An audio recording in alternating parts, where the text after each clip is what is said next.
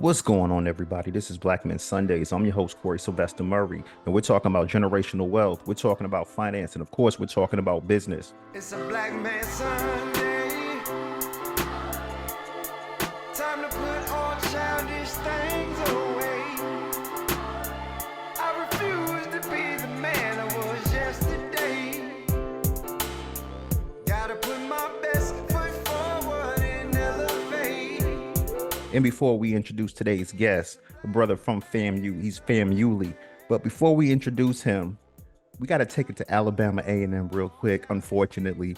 Yo, Eric, what's going on in Hunts Vegas, bro? And who do you have for our Black Men Sunday Spotlight? Hey, thank you, Corey, for that. Today's spotlight, man. Well, let me back this a little bit. Of course, for our spotlights, we obviously try to educate and motivate. That's the purpose of these. So what I do is I try to go back and find inspirational heroes who we don't read about in our history books. So the person I'm talking about, or the people I'm talking about today, is going to be called the Freedom House Ambulance Services. Now, Freedom House Ambulance Service, let me give you a little picture of them. This is the guys right here. Now, basically, Freedom House Ambulance Services was the first emergency medical service that was in the United States to be staffed by paramedics with medical training beyond first aid. Now, they were founded in 1967 to serve the predominantly Black Hill District of Pittsburgh, Pennsylvania, which was staffed entirely by African Americans. Now, Freedom House Ambulance Services broke medical grounds by training its personnel to previously unheard standards of emergency medical care for patients en route to the hospitals. Now, these paramedic training and ambulance design standards pioneered in the Freedom House Ambulance Services that use standards for emergency care nationally and internally. Now, internationally, I'm sorry. But the thing about what's special about these guys, these are the people who set the standards of how we have EMTs use the same standards for today. So this was the first true EMTs. Now, prior to the mid 1960s, ambulance service in the United States was typically provided by either the police or by a local funeral home. Now, such services provided at most basic first aid, and then they did rapid transportation to the hospital. And police operated the ambulances. Now, the ambulance crew would typically load the patient into the back of a police van, and they rush him to the hospital. Now, the United States medical system had yet to incorporate advances in emergency care made in battlefield medicine.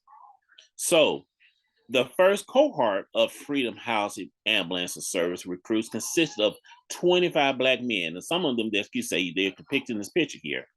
They were from low-income, predominantly Black neighborhoods.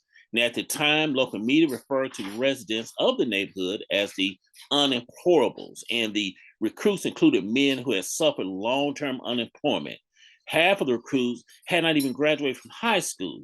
Some had criminal records, some had felonies, and some of the recruits were even veterans of the Vietnam War. That's my spotlight today. Freedom Services, Ambulance Services. Now, Corey, back to you. Wow, man. That's why we do these spotlights. A lot of people, they come and they say, hey, it's February. They're going to load up the whole month of February with spotlights and, Black legends. And I'm like, but why do that in February? Like, we here every month of the year. That's And right. speaking of that, I ain't gonna let you slide that easy, Eric. Speaking of that, man, Alabama A&M, man, I ain't gonna lie, man. We've had a lot of guests that I didn't even know. They sent me their press kits. Oh, I'm sitting here like, I know y'all don't have no publicists because I didn't even know y'all have Alabama roots. And that's why I want to, well, before I introduce today's guest, because I'm kind of excited, whenever a FAMU rattler comes on, I'll be a little extra turned up. But before I let you go, Eric, man, it's New Year's Eve, man. So first off, where my man is, even though it's not New Year's yet, Happy New Year, my brother. Happy New Year to you too, brother. So let me ask you, man, before we jump in, like, what do you have on your list of like resolutions coming up? 24, man. It's great. 24. Wow. It Go is. ahead. Well, my thing is this: it's always a blessing to see another year. And my resolution is just try to be a more giving, to help somebody that's in need when I can, and always be able to, my constant prayer is to never look down on someone unless I'm bringing them up. So that's my resolution, just be better at that and just helping people and keeping them motivated and uplifted.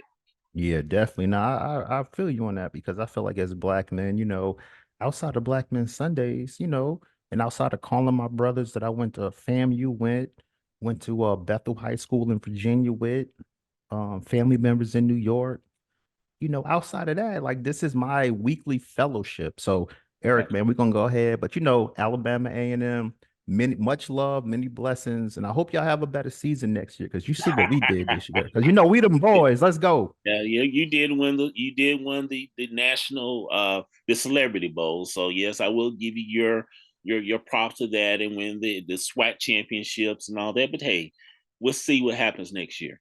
No, I'm just saying, it sounds good. You've been kind of Oh yeah, it killing me sounds all good. year. I remember when FAMU flew in Alabama A&M, you had stuff on the grill, Oh and yeah. y'all thought y'all was gonna win. What'd you say? You was gonna choke rattlers and rattler soup and all. So I'm just saying that we done came and choked Alabama A&M. Yeah. We done choked the Bison. Matter of fact, I think we done choked the whole black football world. Matter of fact, I mean, I The know we SWAT. did that. I'm just saying, I know we SWAT. did that when you have people got a LeBron James FAMU jersey. And I'm like, I didn't even know LeBron went to FAM. I kept saying FAMU in the intro. The reason why this brother here has a bachelor's in FAMU. He's focused on communications and design. It's called interdisciplinary studies. But when I was at FAMU, you had PR, you had radio, you had broadcast, and you had magazines. So I'm like, oh, fam, you done upgraded since, I graduated. And I graduated in '03, so I'm just keeping it real. But we got Tyrone Law on here. Y'all might know this brother if you're on Instagram. Tyrone, the publicist. He's a public relations professional. I ain't gonna lie, when I was at FAMU, a lot of people was in PR, but I didn't realize PR meant publicist. I was like, oh, we don't have celebrity publicists on the show. Let's get back to my brother Tyrone, man. This brother works for Zillow. He's the senior public relations specialist, brand communications team, brother. Went from special to senior in like under 2 years. When I'm looking at this brother's work, Wyndham Destinations, brand publicity specialist, recipient of Communicator to Watch Award, PRSA Orlando. This brother's from Winter Park, Florida. But we talk about Winter Park, Park Ave. Y'all see that bread, but we're talking about Hannibal Square. Like he's from the city. So imagine you got a brother, Hannibal Square, Winter Park, Florida, goes to FAMU. First off, I'm ready to get my first question off. Tyrone Law, aka Tyrone the publicist, specialist, brother, FAMU alumni. Welcome to Black Men Sundays, my man. How you doing? I'm doing well, man. Thank you so much for having me, bro. I'm excited. I'm excited. I'm a fan of the show. I'm a fan of the mission. So yeah, man. And I'm so happy that I get to talk to a fellow Rattler today on a Sunday, a couple of weeks after the Celebration Bowl win. So let's go. I was doing some research on you outside of your press kit. First off, I know you were a publicist. You sent me your press kit. All I say is give me a bio and a headshot. This man sends me a bio, a headshot, his resume, got links to speeches he's been on and all that. So my first question for you though, my first humble question for you is, bro, you about to be the GM, the general manager of a Steak and Shake. You about to start work. Seminole State gives you a publicist job. $12 an hour. And you said yes. What's going on, my brother? What are we doing? Say yes, man. I had to say yes because let me start from the beginning. I graduated from FAMU. I'm 6, 7 months after graduation. We know that critical, pivotal time where that last month in school, you hearing all your friends, these are people that you matriculated through the program with in J school. People are starting to get offers and the people they're starting to solidify what they're going to do. And me, I had put in like 30, 40 applications even before graduation. You know what I mean? And I had internships, so I had proof that I could do the job. And the J School program, the PR program, which I finished most of it, but then I transitioned to interdisciplinary studies, meaning I took all the PR classes, but I just didn't graduate with the journalism degree. I had the internships, wasn't getting any calls back. So I'm like, I can't just sit here. It's going up on a year now, and I still haven't gotten a job. So the least I can do is work a job where I can earn some type of salary, like, what I'm saying, a decent paying salary, appropriate, one that I think is appropriate for a college graduate, you know what I'm saying? And coming up on a year, and I started expanding my options because I'm like, man, I'm being discouraged. In the meantime, I will still continue to apply and apply and apply while I'm working whatever job I landed, which to your point, I was applying for management roles at retail stores, restaurants. Long story short, Steak and Shake called me. I reluctantly took the job. They were paying like 50, almost 60,000 coming out of school. I'm coming from working, I was working as a server in college, which was decent money, but it's not 60, close to 60K a year. So I'm like, okay, I'll do it. But the day that I actually went on my first day, the day before my first day, like I had gone to the store, I had met my staff, but the day before my actual first day of working, I got the call from Seminole State College to come in as the communications specialist. So I'm like, okay, all I need is one foot in the door. You can tell me no a million times, but I knew I was being I was thinking 3 years ahead. Like, I'll take the $12 an hour. I was paying $12 an hour. I'll take the pay cut. I'll continue serving on the side just to supplement that income because I know once I get in the door, it's a wrap from there. So that's what I did. How has FAMU prepared you to be this professional publicist specialist, man? I want to say that the FAMU journalism, graphic communications school is world class, honestly. It produces so many professionals out there in the game at the major networks, working for the biggest brands. So I just want to start by saying that's one of the reasons why I came to FAM. I knew that I wanted to be a publicist since high school. I wasn't one of those kids that went to school and didn't know what I wanted to do. I had a mentor. My parents made sure that we were thinking about these things at an early age. So I knew I wanted to be a publicist, and I started looking at schools. I wanted to stay in Florida. So, and I was a fan of the news as a kid too. So I noticed certain people were FAMU grads, like the Pam Olivers of the world. She did sports, but there was a bunch of people that I would notice like I'm a fan of, and then come to find out, damn, they went to FAM. So I'm like, I'm sold. I'm going to FAM. So that was the reason why I went to FAMU and joined the J School program. But the program definitely helps you, literally gets you set up to get a job after school. Like the whole program is about learning the fundamentals of the field, which is, learning how to write. That's on both sides, on the news side, broadcast, print, and on the PR side, you have to know how to write. So they make sure that groundwork is set and that's embedded in our head.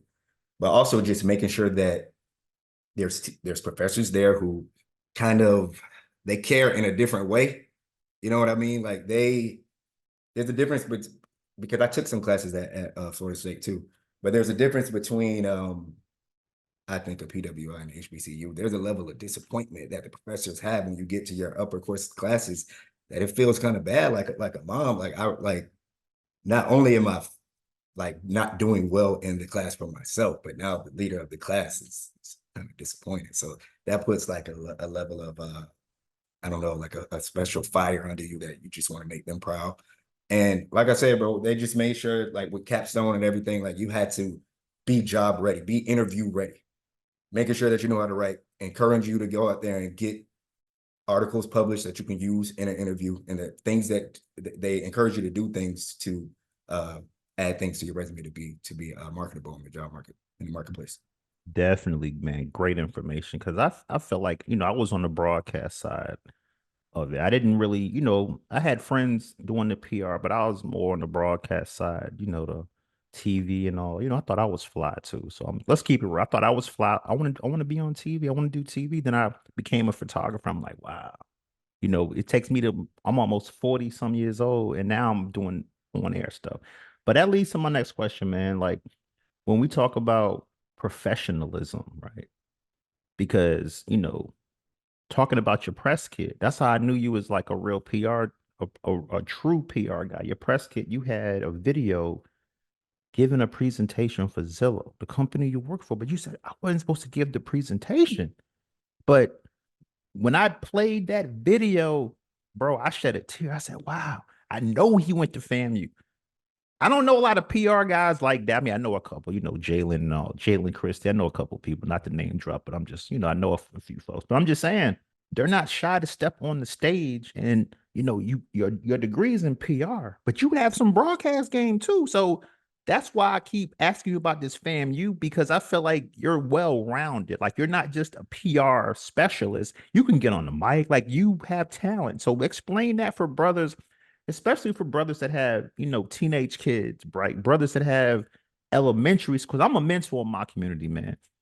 But from a elementary, middle school up, I don't treat them as kids. I treat them as y'all just short adults, but y'all need to learn. So from that point of view, to upbring the next generation, because our show is about generational wealth. How has FAMU prepared you not just for the PR, but I mean the whole well-roundedness? You know what I'm saying? Honestly, PR is about, our main job, publicity, PR is communicating with the mediums to get messaging out there to various audiences. So how do we do that? Now, social media, so influencers, those are the people that, like, for example, I'm a publicist. I'm working in-house for Zillow now, but as a PR person, your job is to get whatever goals or message that your client or organization wants to their audiences. Your job is to get it out there in an effective way. You know what I mean? So in the PR program at FAM, they encourage you, if you want to be effective in getting the messaging out there to these busy broadcast folks, to these busy producers, to these busy writers who are on deadline all the time, they're constantly needing things. Your job is to make it as easy as possible for them. So all of our professors at FAMU would say, you need to familiarize yourself with all realms of media. So at FAM, we got resources right there. You have one of the biggest radio stations there. So I know one day I'm going to be a publicist. I'm going to need to understand how radio works. So I said, I'm going to go and try to get my own show on at the FAMU. I mean, at 90.5, WANM 90.5, man. And I had a blast. I love music, but I wasn't only thinking about, I was doing something I love for that particular example on that. But like I said, thinking 3-4 years ahead, like, bro, I need to know how radio works. So I learned that, boom. Then I need to learn how to write. I'm going to be dealing with print journalists for most of my career. So I'm going to go into the FAMU and I'm going to be a staff writer. So I wrote news. I wrote a lot of FAMU basketball. So I covered FAMU basketball for like a year and a half. And it was fun, and it taught me how to write. You know what I mean? So I did that. What else? I produced a little bit for TB20. So basically I just went out there. If ever there's an opportunity, especially there's a free opportunity, like pretty much we're paying for it to go to school, but we have all these free opportunities to add things to your resume. Why would you not take advantage of that?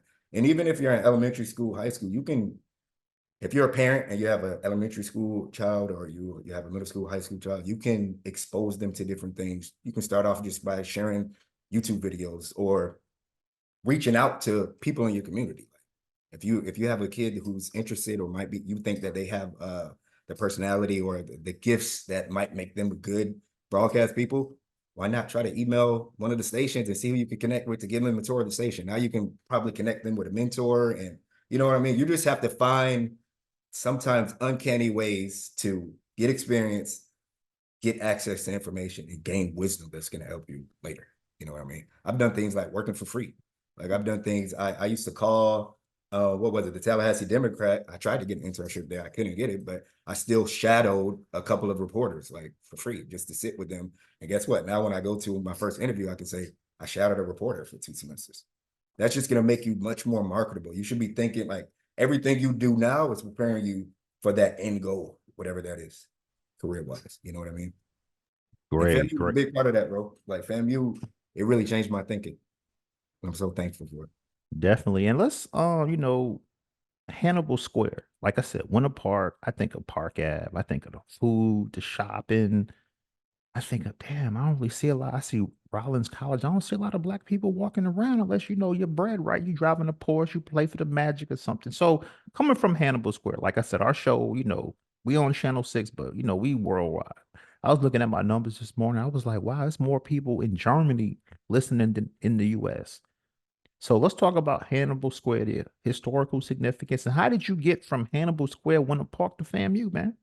Yeah, sure. Hannibal Square, Winter Park, let's just, like you just said, Corey, Winter Park is renowned for riches and luxury. Park Avenue, there's $1 million homes all over the area, but there's a little pocket in the middle called Hannibal Square. And when I was growing up, and it started off in the early 1800s or 1900s, excuse me, that's a wide range, but sometime early on, hundreds of years ago, the city was, that town was incorporated to have a place for the people who were working as like chauffeurs and cooks and just different jobs to support the wealth of Winter Park. Like those people needed people to clean their homes. So and those were high paying jobs or decent paying jobs, enough to where this area called Hannibal Square was formed. and those people owned homes there, and they actually had a little bit more wealth than, you know, other Black people in America at that time. So basically, it was a mostly Black area. I was able to grow up there. It's a lot of history, literally, like it's what, 15 minutes outside of Orlando, but it's like a town atmosphere. Like the whole, it's like one of those old school type environments where the neighborhood is raising you. Like there's Black churches on every corner. There's a lot of culture, but it's also a low income area. You know what I mean? So a lot of people there on welfare. A lot of people there are renting. Half the, let's just say when I was growing up, half the population was renters, but half of them were older homeowners too. Like, so yeah, there's just a lot of culture, and yeah, basically I grew up there. Luckily was raised by the neighborhood, had two parents. I come from a place of privilege, I want to say too, just coming from that area, because I was one of the few who had a two-parent household. You know what I mean? When you grow up, most of your neighbors either have one parent, some of them have no parent, some of them are being raised by a grandmother who has to work for them, so they're raising themselves. Then they have to go to school and nobody cares about them. So I understand, and I see that I came from a place of privilege. So that's how I ended up going to college, because I had two parents who didn't play, you know, and they kept me out of trouble, and they made sure I was volunteering and being exposed to things. Even though we didn't have a lot of money, my mom would look into all the free resources that were available. Anything free that you can do that's enriching and helping to mold the mind, she had us in it. And also, you said from Hannibal Square, went apart to fam.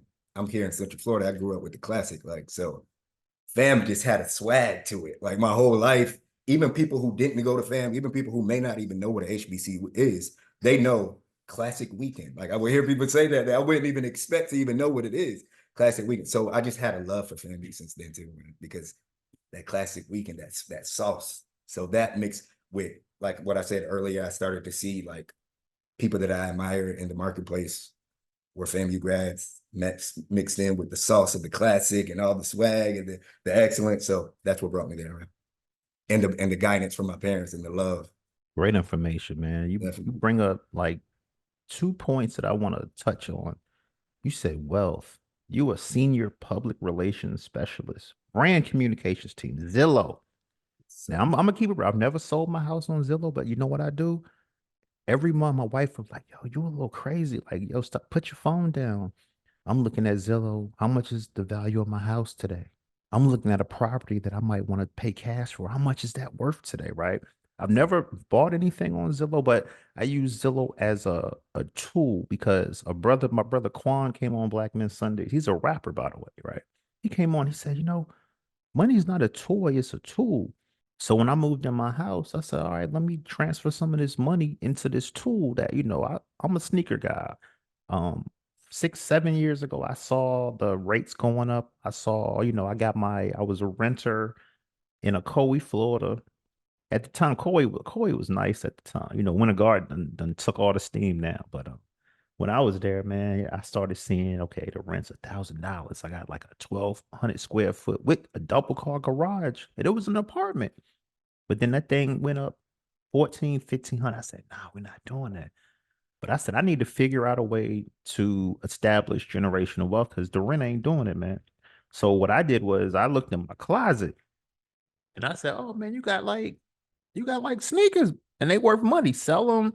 Let's do it. So I basically sold like $12,000 in sneakers, down payment, moved in the house. But I'm seeing now, a lot of brothers coming to me and they like, yo, the rates is high, the prices are at least back in the 90s and the early 2000s, the rates may have been high, but the housing prices were low. Now everything is sky high. So a lot of brothers are coming to me. They're saying, listen, I want to build generational wealth. I just don't feel that buying a house is going to give me generational wealth. I feel like the house is going to give me generational debt. We're coming from generational poverty. We know how that moves. I don't want to buy a house, only have enough money for that. But I understand, we've had a lot of guests on Black Men Sundays, and they say to achieve generational wealth, and I don't have millionaires come on. Y'all could check all the shows, millionaires, and they all said the number one way to achieve generational wealth is through home ownership. What are your thoughts on that, my brother? I completely agree. There's all the data's out there. Most Americans build wealth through home ownership. And Zillow actually did research about the housing, the racial wealth gap. So where there's a $3 trillion racial wealth gap. Zillow crunched some numbers. They have a team of researchers whose job is to solely look into different trends and see what's making people successful to enter homeownership and what hurdles are out there. But basically, they crunched the numbers and they saw that like nearly half of the reason for that $3 trillion wealth gap is you can attribute it to inequalities in the housing market. So basically, let me phrase it a different way. If, according to this research, if it's saying it did a thought experiment, if home ownership rates between white people and black people were equal, or home ownership rate or home values between black people and white people were equal, that will shrink the wealth gap by billions of dollars. So that right there just shows you how important housing is to building generational wealth. So I totally agree. Right now, I will say we're in unprecedented times economically right now. You know what I mean? So we are in an affordability crisis, but what people don't understand, or what I think people should reconsider, is that everybody's situation is unique. All the headlines are out there saying, oh, it's a terrible time to buy, but really the right time to buy is when it's right for you and your personal situation. And there's all type of resources out there. So before you should make a decision about anything, including whether it's the right time to buy a house or anything, and I'm not a housing expert, this is just what I would do. You just do your research, but personalize it to you. Like, you know what I'm saying? Go out there, crunch the numbers. There's affordability calculators out there. You can talk to an agent, you can talk to a loan officer, and gather all the information you can to figure out how you can, if it's feasible for you. And there might be resources like down payment assistance and things that you haven't even thought about that could get you there. You could qualify to buy a home right now, but you're listening to all the noise out there, that's not going to help you. You got to do your research. So that's what I think about it. But yeah, home ownership is proven. It's one of the main ways to build wealth in America. Coming out of COVID, a lot of brothers work from home. A lot of brothers gain new skills working from home. But I feel like the community as a whole learned I need to research the company I work for before I just fill out the application. You paying me this? Because when COVID came, a lot of people, hey, we going under, it's not go. I mean, I work in the news business and I saw stations go under, but thankfully the company I work for was a good company. So I feel like people got smarter during COVID. They did more research on. I don't want to just fill out an application, but if you guys hit an issue, it's my job going under. So, I mean, senior public relations. Senior public relations specialist, brand communications team at Zillow. What about Zillow made you say that's the company for me? I appreciate that love, man. When you say the title, man, it just make you feel good, man. From where I came from, I knew I would be here, but man, it's been a long road and it's still much more road to go. But I will say, I'm glad you asked that question because I came from a place entering the marketplace, entering the workforce with the attitude of I'll take whatever I can get. You know what I mean? Like as if I'm lucky to be able to add value to a job, to a company. Now, after nearly 10 years in the game, now I see what type of value I add. So I'm a little bit more selective in the brands that I work for, the brands that I represent. So Zillow, man, not only two reasons. Everybody likes working for things that are larger than life. You know what I'm saying? Zillow is one of the biggest brands in the world. It's a $1 billion brand, one of the most beloved brands in the country. People love Zillow. I mean, there's some Zillow haters out there, but most people love Zillow. That's one of the reasons I like working on things with big impact. They get millions and millions of people visiting the app and the site monthly. So that impact is there. But also the mission of the company, if I want to just simplify it or just put a nice bow on it, the mission of the company is to help as many people as possible get a home. People think of Zillow as just a place, like you said, where you can go and see the Zestimate, see how much your home is worth, see how much your neighbor's home is worth, or a place where you can search for a home. But right now the company is, and that helps people get a home. But right now the company is really investing millions of dollars into being a one-stop resource for getting the home, from the search to the financing. Zillow has a mortgage company, to helping people connect with the right agent for them, helping people get financing, helping people get resources like down payment resources to help them get over some of these hurdles. And one of the biggest things, and one of the biggest part of my job, is investing another millions of dollars into researching ways to make the housing market better. Like all that stuff is super, super important. So I'm like, the impact is there. So I get to work for a cool brand, but also the mission is real because Black people are dead last in home ownership rates. So I get to work for the biggest brand in real estate and add some of my sauce on it and some of my expertise. And at this stage in my career, I know I'm good at what I do. So I think that overall, the brand and the mission is something that I care about, and it's real world impact that's helping the world, but it's helping my community too. The work that we do. So that's the reason. I work for the news. I meet a lot of brothers all the time. I meet a lot of sisters too, man. And a lot of brothers say, man, when I put my house for sale, me and the wife, me and the wife black, we got 2 kids, we got pictures all over the house. We came in, we looked at Zillow first. The house was worth 300,000. They come in, the appraisers come. They're like, okay, these people are approved, but we only gonna give you this amount. And I remember I was telling my reporter, because a lot of times, like in the news business, like on the broadcast side, like it's a reporter, it's a photographer, but y'all in the car a lot. So we have conversations. And I was telling my reporter, I was like, man, I met this dude. He told me like it's a black family, by the way. And it touched me because I saw the video that you sent me in that press kit. That's why I keep going back. See how I be setting the table up. But that press kit, I was like, oh, I know a brother did the same thing. The whole family was black. You know what they did? They took all their stuff out. I mean, they left their stuff in, but they like all the pictures down. They put the neighbors' pictures up, like in the whole house, and it appraised differently. So like it's December 31st, bro. It's New Year's Eve, right? We trying to get ahead. I'm trying to win. We trying to decrease the wealth gap because I had a brother come on and said by 2053, black wealth won't be because of the high prices. We're gonna be priced out. So, and my bad. They call me the Corey Iverson of questions. So you hear the layers coming. And that's that FAMU education broadcast. Ken Jones, all that. Dr. Jeter, just to name a couple. But my question for you is right. How can we decrease the wealth gap? Because I was a kid in the 80s. Redlining was real.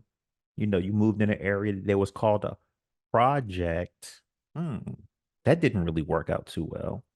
Now, black people getting money, a lot of black women elevating that, especially these days. But okay, I can't get approved for a loan. I'm not going to name the bank, the credit union, but they had some issues with black folks. We can't get it appraised right. So how can we as black people, bro, how can we establish generational wealth and we still have hurdles and we have money now? It's a great question. Like mess with your mind a little bit too, right? It's the reality of the situation is the effects of redlining and all that stuff, and the effects of all the things that black people have been dealing with in this country are still being realized right now. Like, it wasn't that long ago that we were just segregated in schools. You know what I mean? It wasn't that long ago that redlining was exposed. So of course we're still going to be dealing with those impacts today. One of the main reasons are things like credit. Like credit is one of the biggest barriers for black people of color in general to getting a home. And that's a whole nother system. That's a complicated thing. So one of the ways is just like education. That's that's basically what I like to go back to, because the first step is just the knowledge gap, just making sure you fully understand what it takes to achieve an approval. You know what I mean? And you can't do that just by listening to the headlines and not doing your personalized due diligence. You know what I mean? So yeah, man, it's tough, but it's achievable. A lot of the things that I do like to do at Zillow as well, like as a PR person for Zillow, my job is to tell various stories about the housing market from a Zillow perspective, but in general as well. Along the way, I meet a lot of people. I meet a lot of home shoppers. I meet a lot of black realtors, and I like to show stories like success stories. We like to partner with influencers. Like we did something with the Earn Your Leisure guys.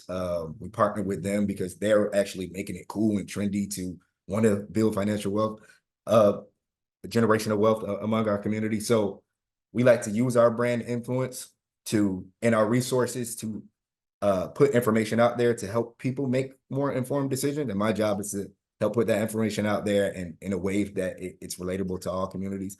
But we also partner with organizations who are very influential in their communities so that we combine our resources to get that information out there to them. So I said all that to just to say, we got to do our research and yeah. Another thing, work with an agent. I know that may seem like a no-brainer, but the buying a home and all that whole ordeal, that is a complicated and emotional thing. The agent is the professional that can walk you through it, help you through the nuances that are tailored to you and your area. So making sure that you shop around for an agent and make sure that you have one that works for you that can help you as well. Yeah, so do your research, make sure your finances right, work with the right professional, the industry professional, and yeah, those are a few tips that can get you over the hump. But the reality of the situation is that it's just a multifaceted issue, and it's gonna be there's a it's a layered, or yeah, it's a layered approach for solving the issue, to be honest. But as Black people, we have family members own property, trying to pass down generational wealth. You know, it may be three, four sisters, you may have a couple brothers, but you get that knock on the door. Hey, we want to build a Publix here. We want to build a store here. And we would like to buy this land off you. You know, grandma, grandpa, family may have had some debt. And, you know, the first thing as Black people, and I'm keeping it real because I've seen that happen in my family. The first thing we selling it. We don't want the debt. We don't want to pay the taxes. Yeah, the house is paid off, but the taxes are due every year. We don't want to pay that.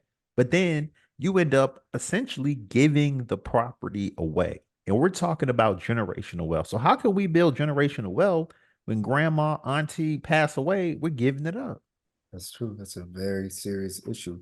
Like I said, I grew up in Hannibal Square, Winter Park, and I saw it happen, and you can still see the remnants of it today. You can see a 12-bedroom home, and right next door there's a 2-bedroom bungalow, and you can just see the neighborhood changing, because I think it really comes down to education. And this is me speaking like my beliefs and what I believe based on my experiences. Education is a big thing, man. Like I think there's not enough, and I don't fully understand this, but I don't think there's enough conversation around the interconnectivity between property values and public education. I'm a very, very big believer in public education needs to be reformed. And I'm not a politician. And like I said, I'm not speaking on behalf of anybody but me. I'm just saying that I was in my neighborhood in Winter Park, the zoning was a little weird. So in that square, the Hannibal Square, maybe 4 or 5 houses down, my neighbor might go to a different elementary school. You know what I'm saying? The zoning was like that. Well, I don't know. I think that the schools had to be having been funded differently, because the quality of the education just seemed different to me. So I think a lot of it has to do with just educating ourselves, or making sure that it's fair enough, the education system is fair enough so that we can just even know ground level civics and civil matters. Like that's stuff that you people assume that everybody's learning that in school, and that may be on the curriculum, but certain neighborhoods, the students, if you live in a certain neighborhood, your experience in school is a little different. You may have not as up-to-date resources, or there may be a smaller staff at school, so the teacher's experience is a little different. I remember having a teacher who taught us, but she also like working in the cafeteria too a little bit. Like, I don't know, when I went to Kalani, it just seemed totally different. We had computers, we had a computer lab, we had just the quality of the education seemed better to me. So I just think it starts even as early as that. The schooling, like you can't expect people to understand what's going on a civic level when they went to elementary school and middle school and high school that's not as equally funded as some of the other schools. And they don't understand how money works, and they don't understand that this property might be worth way, way more than what it is. Like, I think that it has a lot to do with that. I don't think public education is equal. Like, we're not all starting on the same starting line.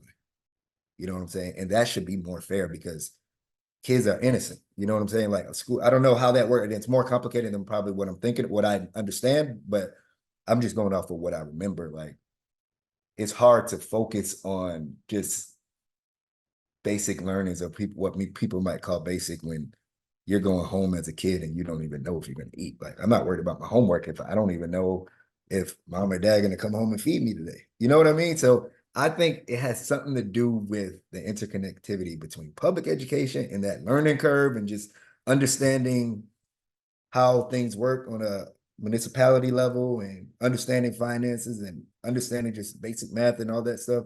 There's obviously a learning curve. I don't have the data right now, but I see reports that, Black kids are undereducated. And that's not right. And I think that has something to do with this ordeal that we're speaking of. I totally agree, man. Because I had a brother come on the show, and we were talking about generational wealth, and it turned into generational poverty. But when I think of family members, like, because I'm from New York, so a lot of my family members, lived in projects, or they may have had the George Jefferson high rise. It wasn't a project, but they paid rent. So I didn't really understand generational wealth until my grandmother passed away. And I'm like, wow, she's been in this apartment since 1972.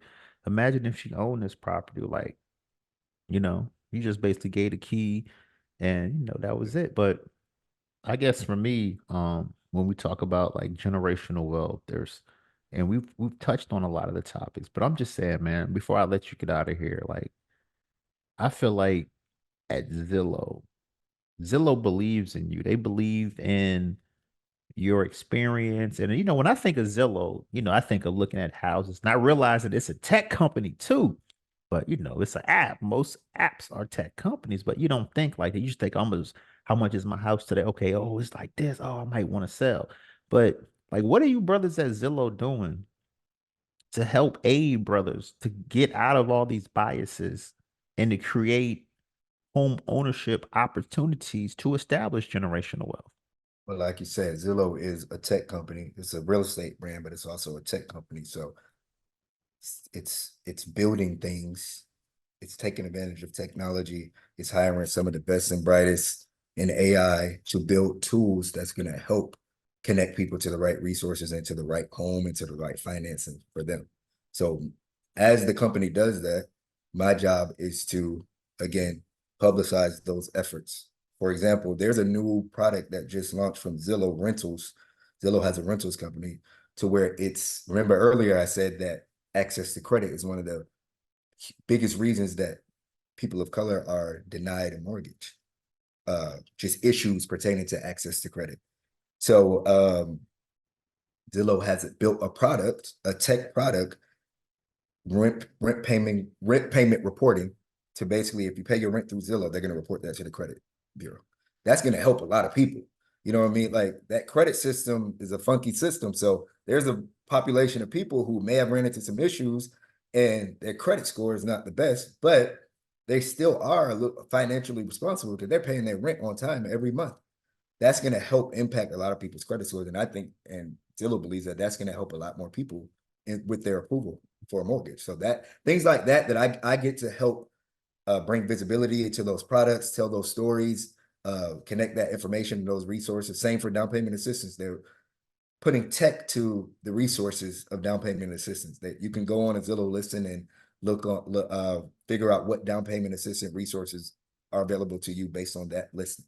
So you can scroll down, figure out what down payment assistance resources are available to you. That's free money that you can use to probably get approved. So that's some of the things that Zillow's doing. Me in particular, my job is to publicize those efforts. And again, I work with the economic research function with Zillow and publicize those efforts with people who their job is to do research that inform the company and the public.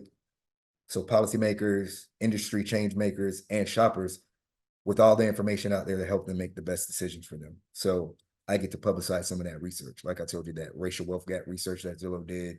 And we have a team of great economists. We have a Skylar Olson, our chief economist. She's very smart in talking about these issues and these trends and some of the solutions to that.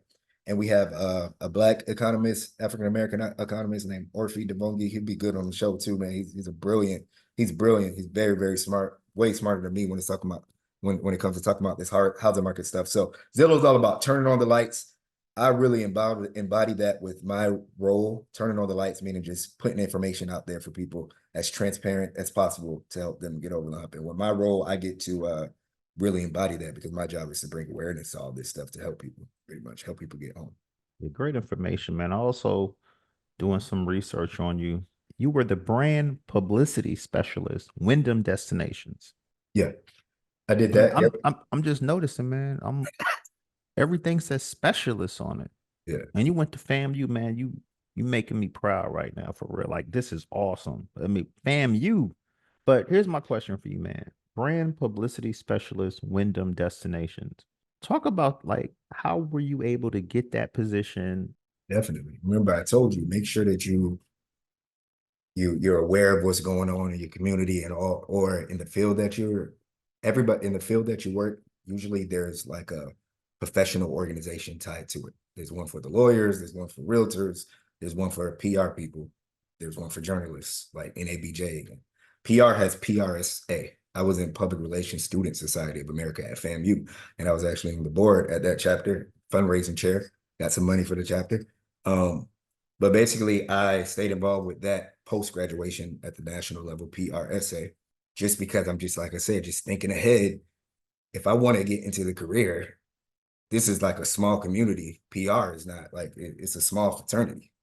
So go to where the folks are just for the wisdom, the mentorship. So long story short, I stay connected to PRSA, going to the meetings. They have this thing called Media Mashup here at the Central Florida, the Orlando PRSA.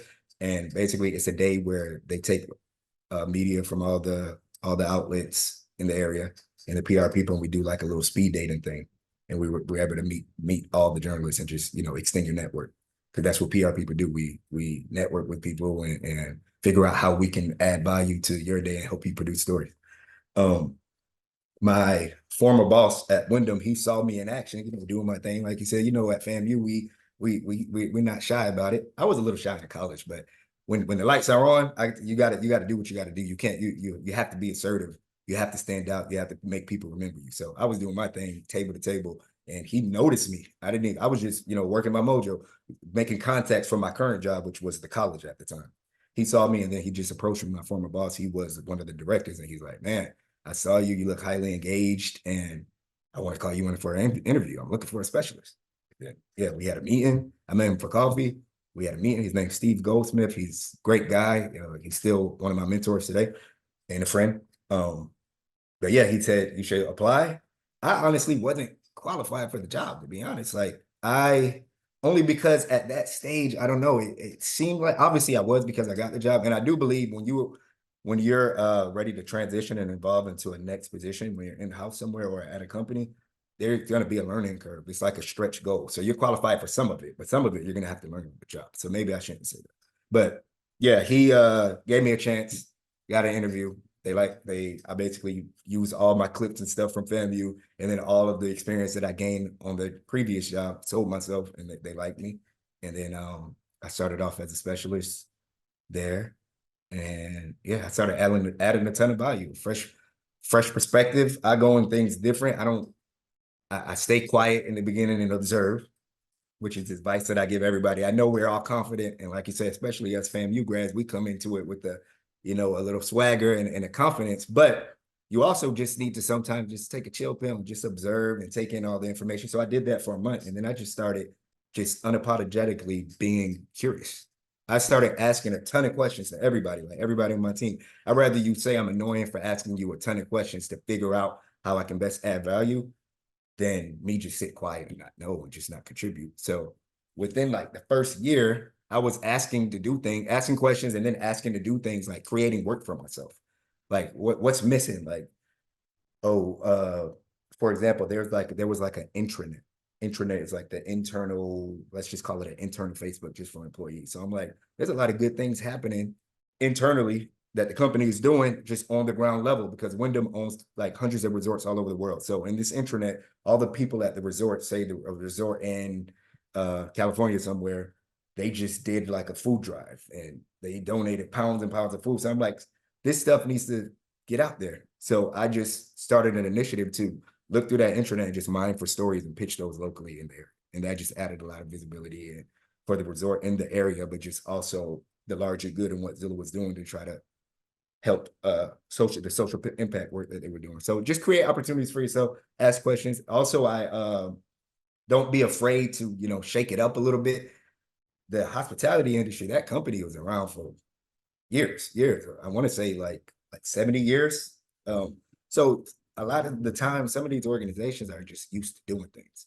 There was a lot of fresh thinking at Window, but I wasn't afraid to, give a fresh perspective or come up with just offer up a crazy idea. For example, one of my jobs at Wyndham was to basically, like I said, they had a number of hospitality brands, and one of them was a brand called Worldmark by Wyndham, and it was basically that brand was synonymous with like family and doing things together. And they basically, one of the brand elements, the visual elements of that brand was s'mores, because that's all about coming together and doing things together as a family. So the publicity team, which was the team I was on, our job is to basically raise awareness for the focal point brands that they wanted us to raise awareness around.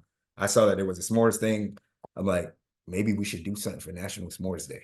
Like seems like it's a funny social media calendar day, but I'm like, not many people are doing something. It's an opportunity here. We have resources. And one thing about Wyndham is that was the first time I worked for a publicly traded company with a big budget. So we had money to, test different ideas and do crazy stuff.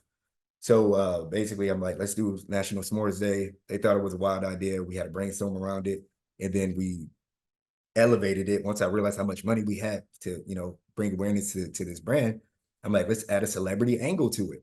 You know what I mean? So s'mores, you remember the movie Sandlot? The Sandlot, they had the s'mores scene, You're Killing Me Small. So I'm like, the guy that played that, I don't know, he might not cost that much. So I'm like, maybe we add him as like a celebrity spokesperson for this campaign and do a big thing where we give out s'mores. And long story short, we did it. It went viral, and that wasn't in my job description to do all that, but I just wanted to.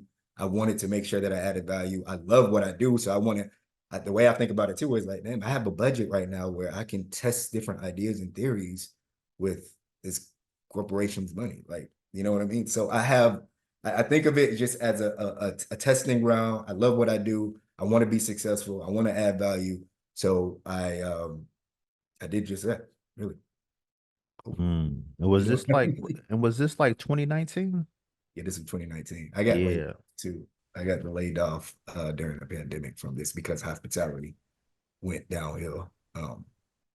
But it led to me going to Zillow. But they like right before, and I just say this for inspiration for anybody out there who going through layoffs. I know right now the economic times it's just hard right now for a lot of people. I was laid off, but I added so much value, and the team loved me so much that they, gave me recommendation letters for my next job and such. As soon as I was let go, I immediately just started putting in applications. It's hard, it has to set in, especially if you have a family, the uncertainty, but you just have to have a will, and you have to be your biggest motivation. You have to really just look within to be strong. If you like just to get over the hump and just don't give up and just keep hitting the pavement. I probably put in like 20 applications the next day. If like the next couple of days after I was laid off, like I'm just all about production, like and that's what I preach. Like just keep hitting the pavement. Everything's in numbers. Everything's numbers. You keep doing it. You may get a 50 no's, but all it takes is one yes, and you're back in the game. We're going into the new year. A lot of brothers lost their jobs. What inspiration would you have for the brothers that feel discouraged now? Like I said, man, it's hard out there. So I definitely understand. I've been through so many ups and downs in my life, man. But you just have to you have to lock in. You have to lock in. And when you set a goal for yourself, whatever that is, of course, we should have several goals in life, but career-wise, what is your top goal?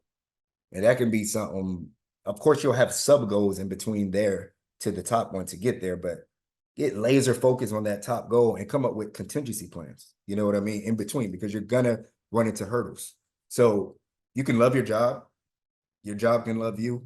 But like I said, at Wyndham, unfortunately, I was laid off because of the COVID-19 situation. Hospitality wasn't making any money. So naturally, the business have to do what's best for them.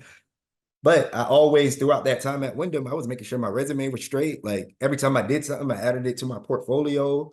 So just make sure that you're keeping track of everything that you're doing.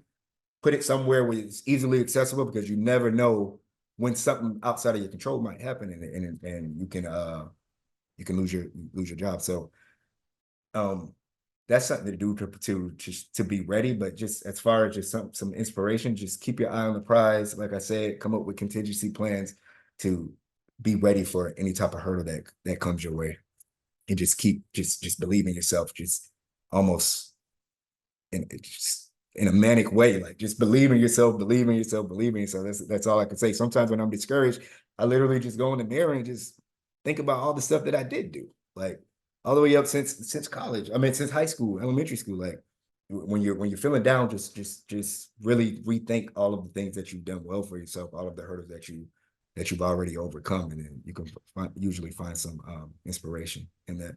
I got like three more questions. First off, you enjoying yourself on Black Men Sundays? Yes, sir. Yes, sir. Yes, sir. Yeah, man. Wow, great information, man. I kind of want to get some specialty tips from you. You know, I don't get brothers. I get celebrity publicists. I get publicists, but you know, you right here. So here's my question for you, man. For brothers out here that are entrepreneurs, but they don't really know about product placement, media placement, like what tips would you give for an entrepreneur spending money on a business, but they don't really know how to brand their business? Good question. Good question. I said this before. I don't want to sound like a broken record, but everything starts in research. We learned that in J school too. Everything has to be in research. And when you're talking about starting your business, whether you just started or you're about to start, you should have started with, I mean, an obsessive amount of research. That's from YouTube, the University of YouTube. I love everything you need to know. Everything I need to know, I start on YouTube because there's like 5 or 6 people who already putting information out there in a digestible way for me to, you know what I'm saying, start off my research. Read books, look at the competitors in the space. So the number one thing is start off with research. Make sure this is something that you want to start doing for real, that's actually feasible, and there's a viable way for you to make money. The next thing I would say is to just come up with write out a plan. You can't just say, oh, I'm going to start my business and I'm in the trucking business. I'm going to do a documentary. Like, how are you going to do that? Like, make a plan, include what you want to do, include a viable roadmap to get there, contingency plans just in case there's hurdles along the way, which inevitably there usually are. Figure out how you're going to make money, write that down. Like everything needs to be planned out. Who you're going to sell to, how are you going to scale it if you want to scale it, or maintain or sustain it if you're going to sustain it. All that needs to be thought out, research, written down. So start off with research, write out the plan. Included in that plan needs to be the why. Now, this is big for Brandon. The why piece around it, like what's included in that why, you need to build a narrative around that, because the narrative is what resonates with people. And then that's how people remember your brand.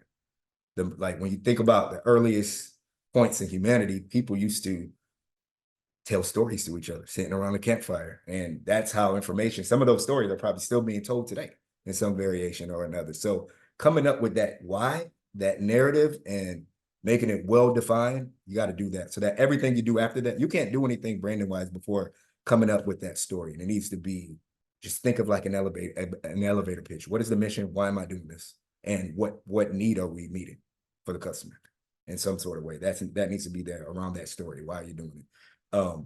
Then after that, once that story is well-defined, everything you do after that needs to map back to that. So then you can start thinking about like a content plan. Right now, one of the top ways to get your message out there and help your brand reach a multitude of people and resonate with people is social media. The algorithms reward people who put stuff out all the time, multiple times a day, every day. And some people can wing it, but some people, a lot of us are building businesses on the side from another job, or we're parents, and we have time is an issue. Time is finite. You know what I mean? So you have to come up with that plan of content so that you're staying in front of your customer. Plan it out. I recommend planning out every day for a month.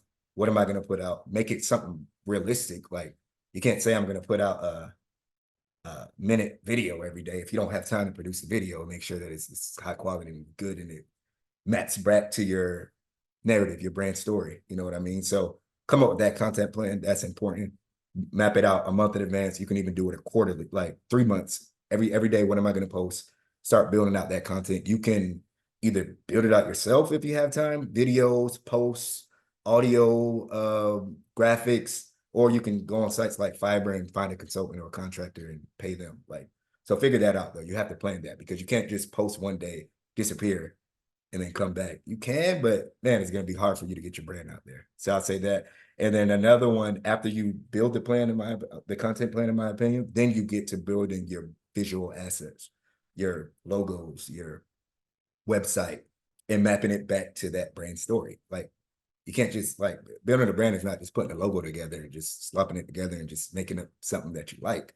It should all be cohesive, map back to the story. I mean, even with the colors, like, make it make sense. You know what I mean? So that that's another tip. And then after that, once you got your website up, you got your branding, you thought out your plan, everything's ready to go, you're scheduled, you're ready to be consistent. It's time to get out there, press the button, and you know, go live. It's time to start selling. Wow, great information, man. And, doing some research on you, I saw that, it's under 6% of black men in the PR world. And I'm like, I find that hard to believe because I'm like, these oh, I'm a celebrity publicist. I'm a publicist. Like, it's fly right now. Like, the publicist game is like really fly right now. So for brothers that, they're in college or they're about to go to college or they're in high school and they say, Mom, Dad, I want to be a publicist. Like, speaking to these brothers right now, like, what advice would you give them on the hunger level? Some advice for these brothers that want to get in the game, man. My biggest advice is stay hungry and stay curious. Ask questions. Put yourself, like, create opportunities for yourself. People say it's not what you know, it's who you know, but sometimes you have to go out there and get to know people. Make yourself uncomfortable. But where I came from, like I said, I had a lot of guidance, I had a lot of mentors, I was in a lot of programs in high school, but still, I, we're a product of our environment. So I was a certain way before I went to fam. Like, I didn't get out of my comfort zone. I like even for me, joining PRSSA, doing something outside of school hours, like, and taking time from work to go and do something that's not paying me. The high school me, or even the freshman me in college, I'm like, even up to sophomore, I don't think I did that till like the end of sophomore or junior year. I'm like, man, I didn't think that I would even do that. Something as simple as that. It may sound simple, but that's something that can make or break your entry point right there. Like, the people who did that, you can have straight A's in all your J school classes, and you didn't do any of the extra stuff. You didn't intern. You didn't go on the board at PRSA. You didn't join the board at NABJ. You didn't network with anybody. FAMU produces how many people out into the workplace who are all working now. Many of them who I still work with today. Some of my main contacts who helped me, get coverage. You don't do any of that extra stuff. You don't get out of your comfort zone. It's going to be hard for you to get into PR. This is, like you said, it's a sexy career. Everybody wants to do it. There was a couple shows. I forgot what show it was. One of these shows made it popular, like even more popular, like the field. So there's a lot of competition, and you got to set yourself apart. So make yourself uncomfortable. Look for opportunities, even if it's for free. That's another thing that I don't like that's going around right now on the internet. Like, I'm seeing people, the grind culture is kind of like being frowned upon. I'm starting to see that trend. Like, I see memes and stuff where people saying, I would never do this for free. No way. Sometimes you do it for free just for a few months. That can lead to a door that could have never have opened. And it would never open for the person who has no experience, but they're not willing to do something for free. You know what I mean? It may sound crazy, but that's the approach I took, because, like I said, I didn't know anybody. I had to get it how I live, for lack of a better term. You know what I mean? And I just went out there in as many spaces as possible to meet as many people as possible, and be good to people when you do that. You know what I'm saying? Be a good person. And eventually it's a snowball effect. Something's gonna click, and then you can engage that network, and it's gonna lead to something. And then once you get that first chance, what you do with it is up to you. When you get that first opportunity, it's a wrap. I mean, you're in the game. You just work hard and if you're ready, if you did everything, you just implement that, work hard, be humble. Nothing's beneath you. I'll do anything. I'll do anything when I'm working. Y'all want me to go, like, it's not in my job description, but y'all want me to go snap a few photos of some students when I was at the college. Okay, I'll do it. It is what it is. Like, I want the experience. I want as much as possible. So stay curious, be humble, Be willing to work hard. Be willing to do the things that other people aren't willing to do. And then that's going to set you apart. Definitely, man. This is my last question for you. I could talk to you all day, man. So for brothers out there that have businesses that say, I just want to hire a publicist. I don't want to do none of that. I'm gonna just cut a check, get a publicist. What advice would you give to business owners looking to hire a publicist? Like what should they look for? First, you need to understand what you want. What do you want? What do you need? Come with that clearly defined. Because when you're approaching people or you're interviewing people, because that's essentially what you're doing when you're calling for people to pitch business or emailing somebody, or if you got a referral from somebody, make sure you understand, you clearly define what exactly you want. And sometimes you might not, you may need their help. If it's not as clear, you may need their help helping you clearly define what you may need. You know what I'm saying? So try to think about what you need. Don't just say I need a publicist. Think about it a little bit more. But also interview a few people. Like don't just take one person. I would go and talk to 4 people or 4 agencies and see what each of them are going to do or what they offer. Don't just take somebody else's word for it. Get out there and do your due diligence. And sometimes it's not even about the agency or the publicist's resume. It's just on that call, when you set up the call and y'all are talking, just have a real talk conversation and see if y'all mesh well personality wise, and be ready come ready with questions that you want to ask them. And yeah, I think that's how you should approach it. Hey man, great information, man. Tyrone Law, aka Tyrone the publicist, Yes, sir. came on Black Men Sundays. Hannibal Square, Winter Park to FAMU, senior public relations specialist, brand communications team at Zillow, man. Thank you very much. Happy New Year. Thanks for coming on Black Men Sunday, my brother. Thank you so much for having me, man. Happy New Year. It's a Black Man Sunday. Time to put all childish things away.